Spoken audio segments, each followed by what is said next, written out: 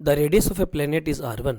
This is a planet, and let I say the radius is given to us r1, and a satellite revolve around it in a circle of radius r2. एक satellite है जो r2 radius के circle में चल रहा है साहब, ठीक है जी, ये सैटेलाइट है, s लिख लो इसको। The time period of revolution is t, इसका जो टाइम पीरियड ऑफ रिवोल्यूशन है हमें t गिवन है। Find the acceleration due to gravity of the planet its surface, planet के सरफेस पे कितनी ग्रेविटी है that we have to calculate, ठीक है। देखो gravity at the planet surface is written as g mass of the planet upon r1 square, ठीक है, क्योंकि gm अपॉन r स्क्वायर होता है।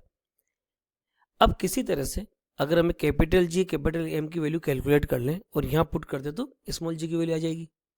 अब सैटेलाइट के लिए देखो फोर्स ऑफ ग्रेविटेशन अट्रैक्शन कितना हो गया, g m1, इसका मास मान लो कैपिटल M है, इसका मास मान लो स्मॉल m है, कुछ भी ले लो, m डैश ले लो, तो g m dash upon r2 square, this must be equal to centrifugal force that is m dash omega square, और रेडियस ऑफ द सर्कल कितना है r2। Okay, m dash omega की वैल्यू कितनी हो जाएगी, क्योंकि टाइम पीरियड ऑफ रोटेशन कितना दे देगा t, तो आप क्या लिखोगे 2 pi upon t whole square into r2, ठीक है।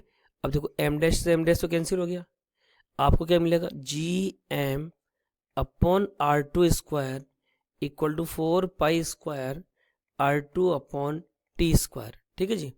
यहाँ से gm की वैल्यू कितनी आ गई, gm is written as 4 pi square r2 square, और r2 कितना हो गया r2 cube upon T square.